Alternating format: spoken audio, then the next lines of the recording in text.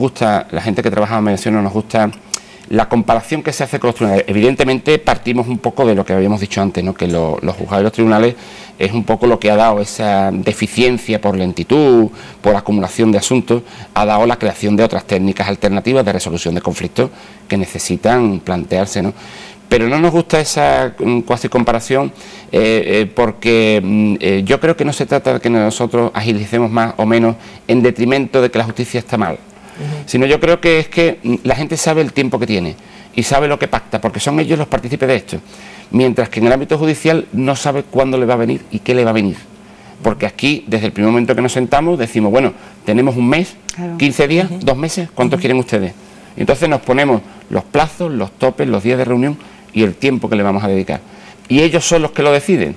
Entonces habrá cosas que necesitaremos un tiempo prudente y habrá cosas que, bueno, si están bastante orientados y saben lo que quieren, pues con 1, 2, 3 sesiones y en 15, 20 días, un mes, llegan a sus acuerdos. Confidencialidad absoluta, imagino. Sí, ¿no? Sí. Una confidencialidad absoluta porque yo creo que eso también les abre mucho a las personas la confianza con nosotros. Nosotros estamos solamente habilitados a derivar, a transmitir, a interpretar, a traducir mensajes de uno hacia otro, de los que tienen el problema, siempre que nos habilite la persona que nos lo ha contado, ¿no?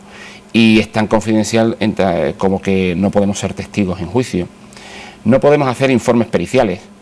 Es un tema muy importante porque muchas veces a lo mejor desde los tribunales nos dicen, porque la mediación no ha sido posible, entonces termina en el juzgado y bueno, la propia justicia nos dice, comparezca usted a comunicar si es cierto que ocurrió esto, ¿no? Entonces nosotros informamos estadísticamente, como así haremos, que hubo reuniones, que nos reunimos y que asistieron, pero no decimos el contenido, ¿no? Entonces eso también va dentro del secreto profesional, que a su vez tenemos las profesiones de donde venimos, la abogacía, claro, la psicología. Y lo crematístico, porque cuesta dinero o no cuesta dinero este proyecto de ley. ¿Cómo cubre este aspecto, el económico? Las personas que con menos posibilidades, ¿cómo van a tener acceso al mismo? Sí, este ámbito también es muy interesante, sobre todo para la gente que se forma, puede decir, ¿puedo vivir de esto? Y sobre todo si alguien nos está escuchando y en un momento dado pues sí, no tiene muchas posibilidades económicas, porque lógicamente, bueno, pues no todo el mundo tiene un dineral en su casa, ¿no? Entonces dice, bueno, ¿puedo yo acceder a la mediación familiar o no puedo acceder, ¿no? ¿Y de qué manera? Pues aproximadamente, para hacernos una idea, cualquier persona, es decir, el proyecto de ley y que se va a debatir en el Parlamento, igual que ha ocurrido en las demás leyes que ya han ido surgiendo en el ámbito estatal, prevé el que toda persona que no tenga ingresos suficientes, que se coge el criterio que se hace, por ejemplo, con los abogados de oficio, ¿no? Para que nos entiendan bien, aquella persona que no tiene más del doble, no gana más del doble del salario mínimo interprofesional, pongámoslo en 900 euros, que somos muchos andaluces y muchas personas, o son muchos andaluces y muchas personas, pueden acceder a que a través de la administración se le otorgue un mediador, se le nombre un mediador, que no tiene por qué pagar ningún tipo de honorarios y que evidentemente eso llevará una normativa paralela presupuestaria pues para pagar como el turno de oficio a los mediadores y mediadoras que estén censados y que se le otorgue un caso o personas que tengan problemas. Y por otro lado, pues evidentemente los servicios privados y servicios que también vayan a ir implantando los distintos colegios profesionales que también lo tendrán, pues aquellas personas que tengan acceso a ellos tendrán que pagar sus tarifas, que son tarifas muy similares pues a lo que es una consulta de un psicólogo o a lo que es un acuerdo o convenio regulador que se hace en un despacho de abogados. Hoy nos hemos levantado, señora Ales, con 50 muertos en Afganistán por un ataque suicida, muchos de ellos niños. Bosnia, Afganistán, India, Pakistán, son muchos los conflictos, salto un poco, provocados por motivos religiosos, y nosotros estamos en un país ahora eminentemente inmigrante, donde estamos recibiendo a gente de otras culturas, de otras religiones. ¿Cómo afrontar esto? Pues interesantísimo también, la verdad que estoy aquí feliz. No, os voy a decir por qué, porque recientemente acabamos de participar en un foro mundial que se ha celebrado en Jerusalén, o sea que fijaros el lugar de encuentro de culturas y de ámbito de mediación. Y una de las cosas que se planteaba desde las personas que de España han participado era que ese entendimiento de religiones, esa alianza de civilizaciones que se llamó desde el gobierno, es más mediación entre religiones. Yo creo que si nosotros lográramos entender, comprender, aunque no compartamos, yo entiendo, comprendo que haya personas pues que hagan, yo soy de religión católica, y bueno, hay personas que evidentemente son de otra religión y que tienen sus criterios, sus normas, si lo logramos entender, respetar y de alguna forma, si hay conflicto, intentar mediar, sería el ideal, ¿no? Lo que pasa es que, claro, muchas veces no es solo el extremismo de ese ámbito religioso, ¿no? Entonces, claro, en el extremismo es como si nosotros decimos, podemos mediar, y perdóname que dé un salto, Angustia, sí, al ámbito familiar, podemos mediar cuando ha habido una agresión de malos tratos que hay, o cuando hay una patología, mire usted, no está la persona habilitada. Y además esos casos quedan excluidos del proyecto del anteproyecto. Claro, porque básicamente porque son personas, podemos ser personas que no estás en tu mejor momento para poder decidir, o si tomas decisiones te vas a arrepentir un mes después. Claro, en el ámbito islámico, en el ámbito terrorista, en el ámbito religioso, en el ámbito...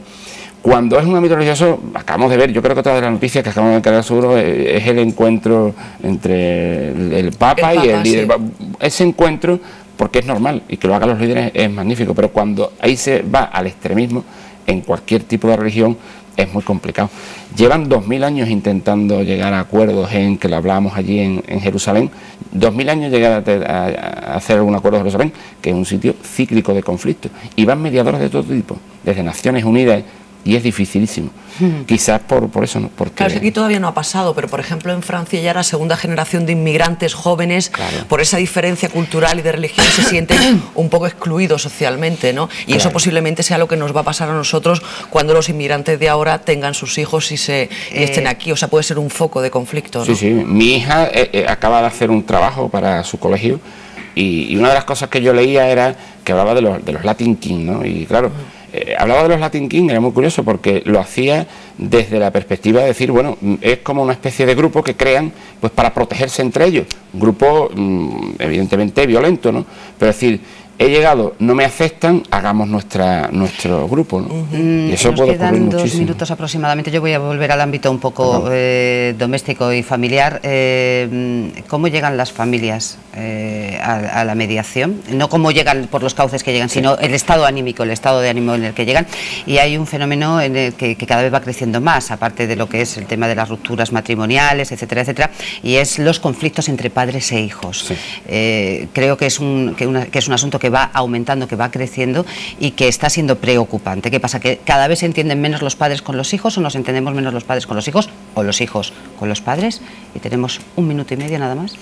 Pues de las dos cosas, las personas, los problemas familiares llegan mal, pero llegan además equivocados, porque llegan pensando que vamos a ayudarle o que decidamos por ellos, ¿no?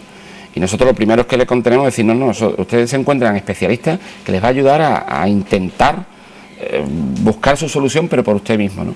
Y después el tema de adolescentes es importantísimo, pero también es verdad que es muy satisfactorio, porque si logramos entrar en el mundo del adolescente hay que tener en cuenta que el adolescente busca su referencia fuera durante ese periodo, esa época, y ese referente fuera puede ser su colega, su pandilla o el mediador, al cual no le puede fallar. Luego, en aquellos casos que hemos logrado que lleguen a acuerdos padres e hijos, por su convivencia en la casa, para que hagan tareas, para que vayan con ellos los fines de semana, es muy interesante porque se encuentra con que si llegan a un acuerdo, generalmente cumplen más que los adultos. ¿Se utilizan mucho a los hijos en las separaciones y divorcios? Sí, el famoso síndrome de alienación parental, que es una cosa que ahora se ha estatuido así, es verdad que es la utilización de los hijos como arma arrojadiza en el ¿qué has hecho? ¿A dónde has ido? ¿Dónde habéis estado?